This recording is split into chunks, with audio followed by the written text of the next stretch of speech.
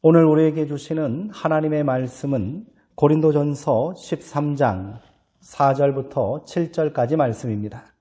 신약성경 279쪽에 있습니다. 이제 제가 하나님의 말씀을 강독하겠습니다. 이것은 하나님의 말씀입니다. 하나님의 말씀에 경청하시기 바랍니다.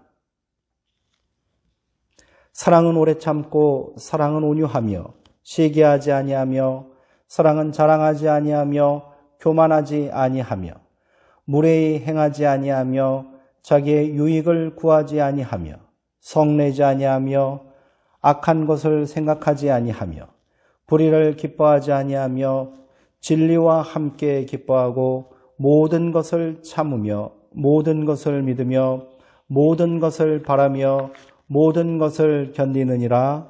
아멘. 사랑은 이라는 제목으로 하나님의 말씀을 함께 나누도록 하겠습니다. 신앙인들이 흔히 갖는 오해와 편견이 있습니다. 모름지기 기독교인이라 하면 무언가 초월적이고 영적인 것에 관심을 가지고 이야기해야 한다고 생각하지요. 그래서 하나님 사랑에 대해서는 많이 말하지만 인간 사랑에 대해서는 관심이 덜합니다. 하늘에 관해서는 관심이 많지만 땅에 대해서는 큰 관심이 부족하지요. 구원에 관해서는 많은 말을 하지만 삶에 대해서는 그에 못 미칩니다. 그러나 예수님은 하나님 사랑보다는 인간 사랑을 더 많이 말씀하셨습니다. 하늘보다는 땅에 관심이 더 많으셨고요. 영혼 구원만큼이나 삶의 회복을 위해 힘쓰셨지요. 신앙이란 초월적이고 이질적인 것이 아닙니다. 세속의 삶에 깃든 영감, 곧 속세를 관통하는 영원한 영의 호흡입니다. 쉽게 말해 신앙은 삶과 절대로 동떨어진 것이 아니라 삶 속에 있고 삶과 하나가 되어야 한다라는 말씀이지요. 일상의 작은 일에 사랑과 정성을 담는다면 그것은 곧 거룩한 신앙의 실천이 됩니다. 일상의 삶 가운데 영성을 실천하시는 고진아 시인의 어머니의 성소라는 시가 있습니다. 한번 들어보시기 바랍니다. 어제 말갛게 닦아놓은 항아리들을 어머니는 오늘도 닦고 또 닦으신다. 세상의 어느 성소인들 저보다 깨끗할까? 맑은 물이 뚝뚝 흐르는 행주를 쥔 주름투성이 손을 항아리에 얹고 세례를 베풀듯 어머니는 어머니의 성소를 닦고 또 닦으신다. 시인은 평소 장독대 청결은 식구들의 건강한 식생활과 떼려야 뗄 수 없다고 말씀하시며 장독대를 깨끗하게 닦으면 당신의 마음도 깨끗해지는 것 같다 말씀하시는 그런 어머니의 모습을 떠오르며 시를 지었다고 합니다. 어느 볕 좋은 오후 구슬땀을 흘리시며 장독대를 닦고 계신 어머니의 모습을 보고 있노라니 그래 예배당만이 성소가 아니지. 어머니에게는 장독대도 하나님께 예배드리는 성소 같은 곳이지. 장독대를 담그며 당신 마음도 정화시키고 그 정화된 마음에 하나님을 모셨을 테지 하는 생각을 하셨던 거지요. 흔히 신앙인들은 성과 속을 나누는 이분법에 익숙합니다. 그러나 과연 거룩한 것과 속된 것이 무 자르듯 간단히 나눌 수 있는 것일까요? 종교의식이 집전되는 예배당은 성스럽고 호객소리 드높은 저작거리는 속되다고 할 수 있을까요? 분명한 것은 장소는 결코 사람을 성스럽게도 또 속되게도 만들지 못한다는 사실입니다.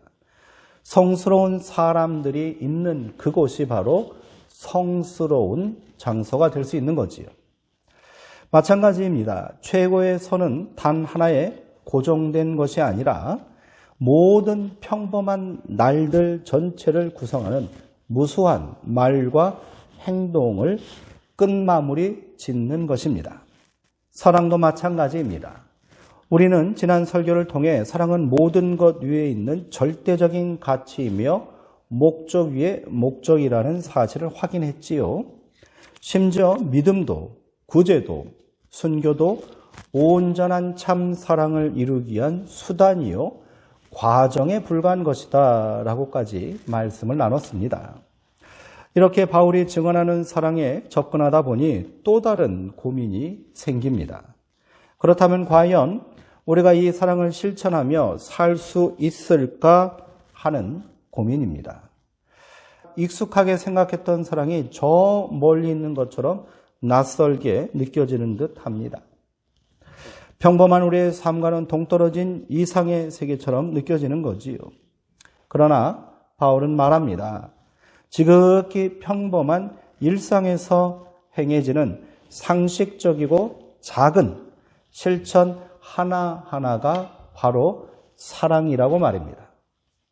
오늘은 사랑 세 번째 설교를 통해 이 사랑을 우리의 삶 속에 구체적으로 어떻게 실천하며 살아갈 수 있는지를 함께 나누고 또 결단하기를 소망합니다.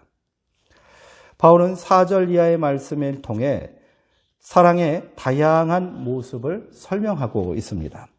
이는 하나하나가 그대로 실천 덕목이고 구체적인 행동이지요. 여기서 바울은 9가지 사랑의 실천을 이야기합니다.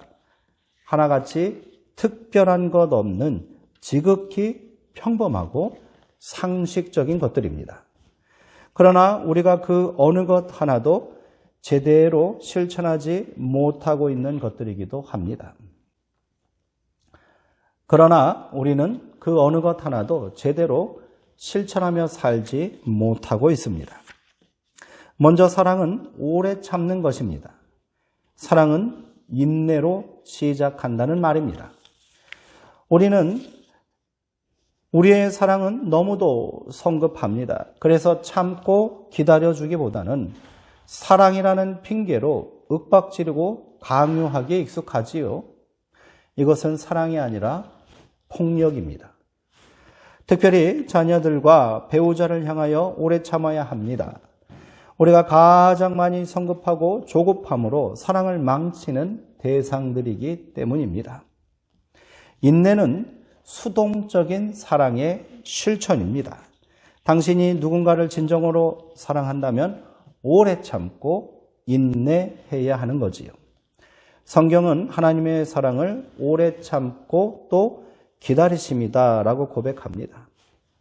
베드로 사도는 이렇게 증언합니다. 주의 약속은 어떤 이들이 더디다고 생각하는 것 같이 더딘 것이 아니라 오직 주께서는 너희를 대하여 오래 참으사 아무도 멸망하지 아니하고 다 회개하기에 이르기를 원하시느니라. 베드로후서 3장 9절의 말씀입니다. 바울은 계속해서 사랑은 온유함이라고 말합니다. 타인에게 친절을 베푸는 거지요. 인내가 수동적인 사랑이라면 온유하면 능동적인 사랑의 실천입니다. 우리는 온유함을 통해 주변 사람들을 행복하게 만들 수 있습니다. 이는 하나님께서 인간에게 부여하신 놀라운 능력입니다. 세상이 얼마나 친절을 간구하고 있습니까? 친절은 베풀기도 쉽고요. 당장에 실천할 수 있는 겁니다. 성도님들의 기억 속에는 오랫동안 남는 사람이 있을 겁니다. 그 사람들은 대부분 나에게 친절을 베풀어준 사람들일 겁니다. 이처럼 친절에는 엄청난 보상이 따릅니다. 영예롭기까지 한 것이지요. 삶의 자리에서 작은 행복이 일어나기를 기도하십니까? 가장 먼저 당신이 서 있는 자리에서 친절을 베푸시기 바랍니다. 약하고 가난한 사람들에게 친절을 베푸십시오. 이들을 사랑하기란 쉽습니다. 특별히 부유하고 능력 있는 사람들에게 친절을 베푸십시오. 부자들은 사랑이 아주 많이 필요한 사람들입니다. 무엇보다도 나와 비슷한 수준의 사람이나 가까이 있는 사람들과 가족들에게 친절하십시오. 이는 아주 어려운 일입니다. 아마도 그들은 우리가 가장 적게 사랑하는 사람들일 수도 있습니다. 친절은 단순히 비위를 맞추어 주는 것이 아닙니다. 기쁨을 주는 것입니다. 인생의 시간이란 잠시도 멈춰서 있지 않습니다. 그래서 누군가에게 베풀 수 있는 친절이 있다면 지금 당장 실천해야 합니다. 이를 미루거나 소홀히 하지 마십시오. 그 시간은 한 번 지나가면 다시 오지 않습니다. 사랑은 시기하지 않습니다. 바로 관용입니다. 우리가 누군가를 사랑하기 시작할 때 가장 먼저 찾아오는 위기가 바로 시기입니다. 내가 사랑을 베풀고 있는 대상에게 또 다른 사랑이 찾아옵니다. 그가 내 사랑이 아닌 다른 사람의 사랑에 더 관심을 보이고요. 마음을 주는 것을 보면 참을 수가 없지요. 그렇게 우리의 사랑은 너무도 쉽게 천박한 질투로 변해버리고 맙니다. 시기와 질투가 시작되면 애초에 사랑했던 대상도 미워지고요. 원망스럽게 느껴지기 시작합니다. 명심하시기 바랍니다. 사랑은 경쟁하는 것이 아니며 절대로 비교의 대상이 아닙니다. 이는 연인 사이의 문제만이 아닙니다. 자녀와 부부 사이에도 자주 일어납니다. 가까운 동료와 이웃 간에도 친구 간에도 일어나지요. 누군가를 사랑하기로 마음먹었다면 절대로 내 사랑과 또 다른 사람의 사랑을 견주지 마시기 바랍니다. 그 사랑마저도 인정하고 용납해 주셔야 하는 거지요. 내 사랑만이 전부이고 최고라는 생각을 버리십시오. 그렇게 우리는 사랑하는 사람을 놓아줄 수 있는 용기가 필요할 때도 있습니다. 그렇다고 사랑을 포기하라는 말은 아닙니다. 사랑이 선한 경쟁을 하는 것이지요. 더 사랑하고 더 진심으로 다가간다는 겁니다. 더 많이 이해하고요. 더 많이 관용해 주는 거지요. 그렇게 우리의 사랑은 고귀한 모습으로 완성될 수 있습니다. 네 번째 사랑의 덕목은 자랑하지 아니하며 교만하지 않는 것입니다. 우리의 입술을 봉인하고 우리가 한 모든 것을 잇는 겸손입니다. 누군가에게 사랑을 베풀고 그 사랑이 삶 가운데 스며들었다면 조용히 돌아서 자신이 한 일에 대하여 침묵해야 합니다. 사랑은 자신이 한 일을 자신에게마저도 숨기는 것이 되어야 합니다. 사랑은 절대로 자기 만족과 자랑이 돼서는 안 되기 때문입니다. 예수님은 오른손이 한 일을 왼손이 모르게 하라라고 말씀하셨지요. 자기 자랑과 교만은 사랑을 완성하는 단계에서 이를 다시 허물어버리는 어리석은 행위일 뿐입니다.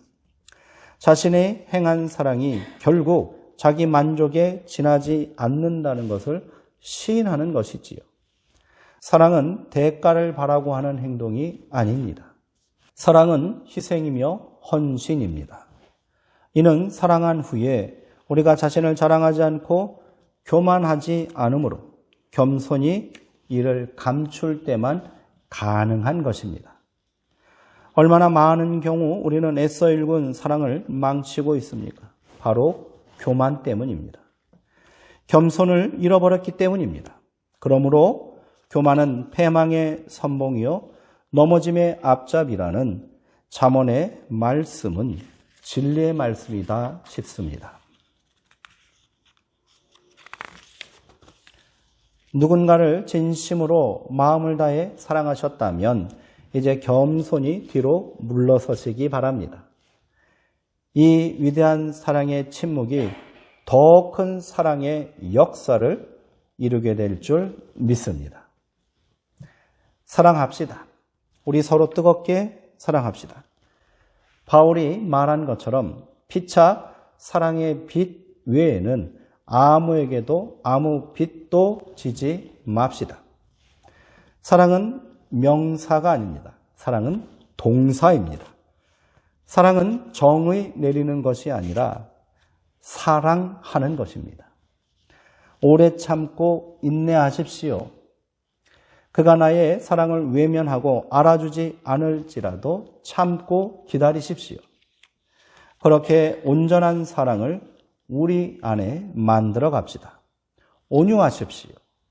당신이 온유함과 친절함은 하나님의 뜻을 삶의 자리 가운데 이루는 능력이 될 것입니다. 당신이 사랑을 실천한다면 그곳에 바로 하나님이 계십니다. 관용하십시오. 모든 사람을 용납하고 인정함으로 아름다운 사랑의 경쟁으로 당신의 소중한 사람을 더욱 존귀하게 만드시기 바랍니다. 겸손하십시오. 사랑을 실천하셨다면 조용히 내가 행한 사랑마저도 잊어버리십시오. 그렇게 자신을 감추고 드러내지 않을 때 그 사랑이 더욱 빛을 발하게 될 줄 믿습니다. 오늘도 다시 가슴에 손을 모으고 기도합시다. 예수님의 사랑이 내 안에 있습니다. 예수님의 사랑이 내 안에 있습니다. 내가 그 사랑을 실천하며 살게 하옵소서. 함께 기도하시겠습니다. 사랑의 하나님, 진실로 우리 가운데 그 사랑을 알게 하시고 또 그 사랑을 만나게 하시니 감사합니다. 이제 우리가 사랑받았으니 사랑하며 살 수 있도록 우리의 심령과 우리의 믿음과 우리의 삶을 새롭게 변화시켜 주옵소서. 변화의 영이신 성령님이시여, 능력의 영이신 성령의 하나님이시여, 우리 가운데 역사하시고 우리로 사랑의 능력으로 충만하게 하여 주옵소서. 예수님의 이름으로 기도합니다. 아멘.